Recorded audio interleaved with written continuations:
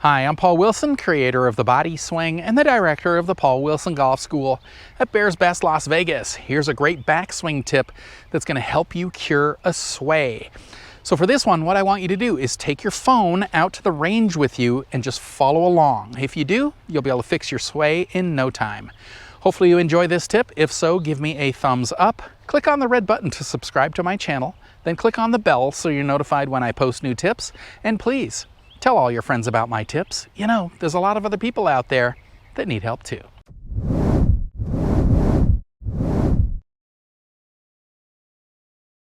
So loading your weight properly in your golf swing is a very important part of it because that is going to give us a lot of power in our swing.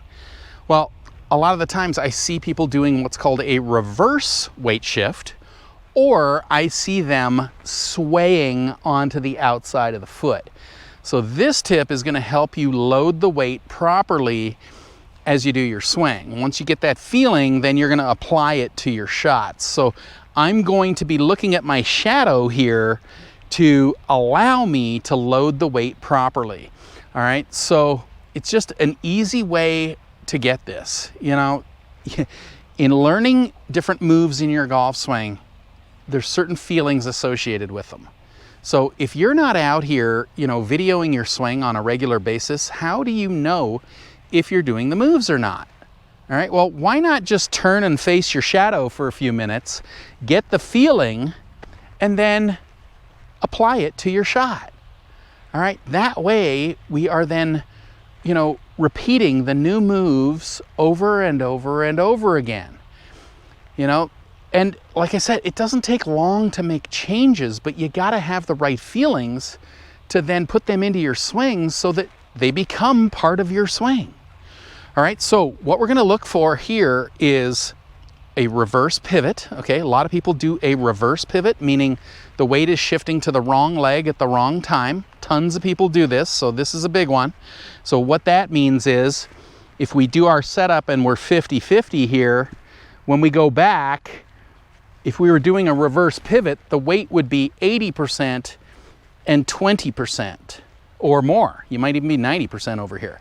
So now if you do the reverse, you would then come down doing the reverse. So you're gonna hang back on the back foot, you know, with very little weight on your forward foot. So your swing is kind of going too much sideways, instead of coiling and loading and then uncoiling, you know, as we get off of this foot or get into the forward foot here. We're gonna use that to help us uncoil. All right, so that would be a reverse pivot. It's the opposite to what you should be doing. Now, we've also got a sway, okay? And I see tons of people do this too.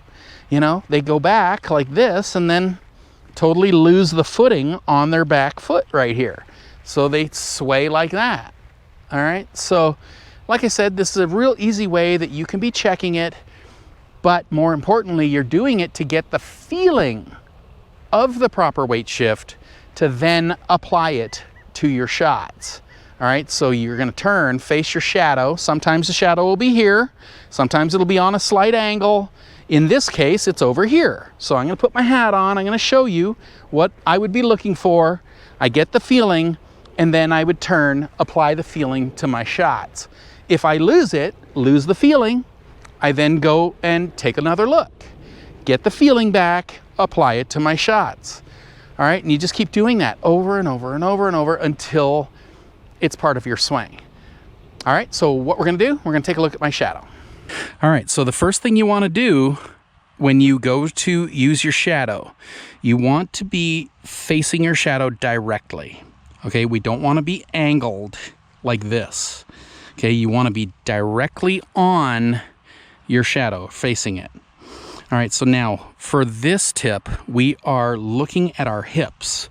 So what you might want to do is go like this. So you're ready to go here. And right here, you're going to put like a mark right there, okay?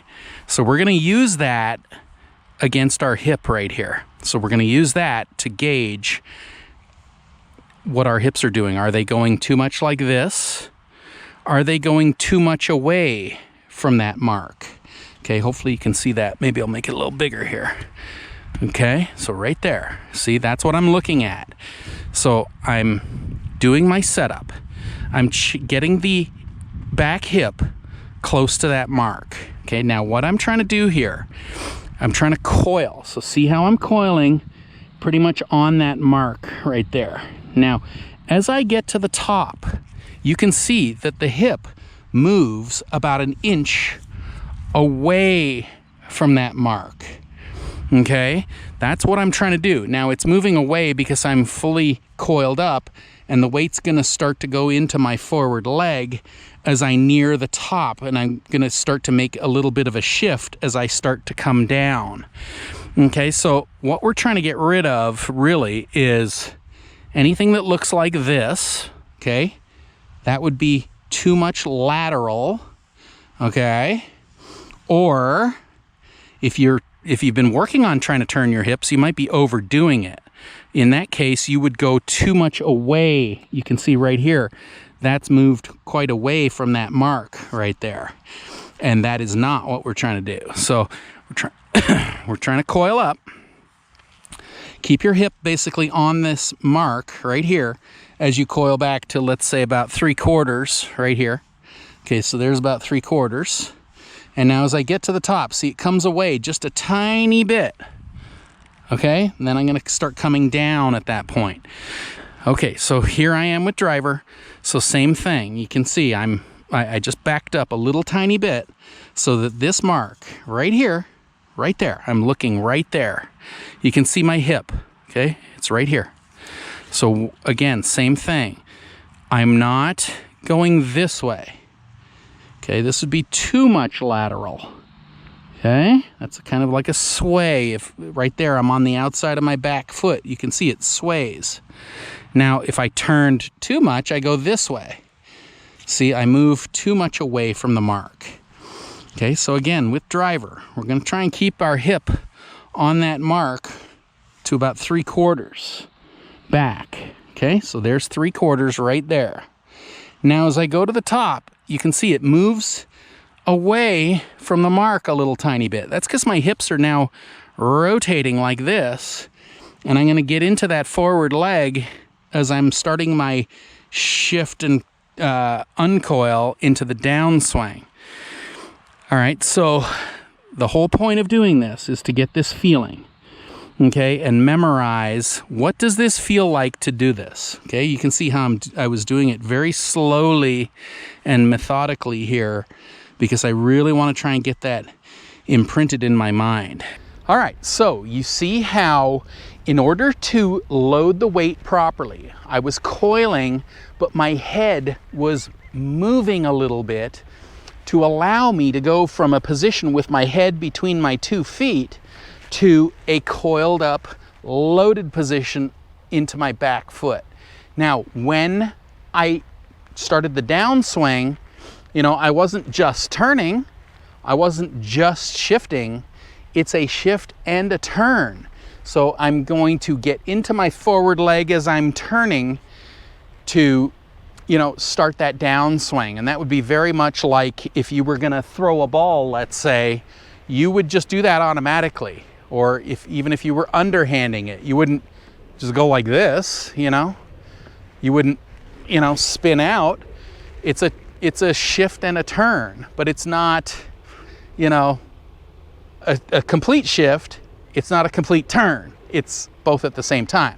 So if you ever had to get that feeling, you know, just throw a few balls. You can throw them underhand, you can throw them overhand. It's a turn and a shift that basically everyone has done before if they've ever thrown a ball in their life.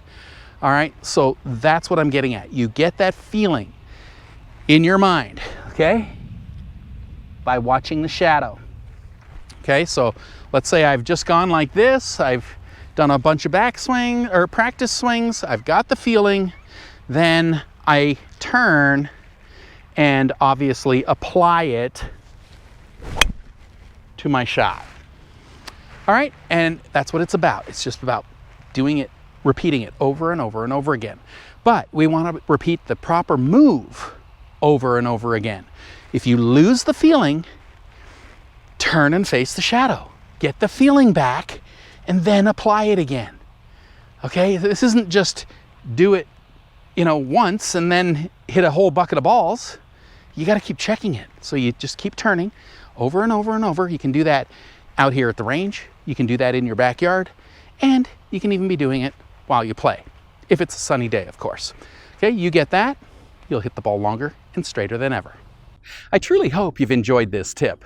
I've been teaching a powerful, effortless, pain-free golf swing now since 1991. If you'd like to learn this type of swing, then head on over to bodyswing.com/free samples, click the link up here or in the description below, and I'll send you some free samples of my Body Swing book and video series that take you step by step by step through how to build a powerful, effortless, pain-free golf swing.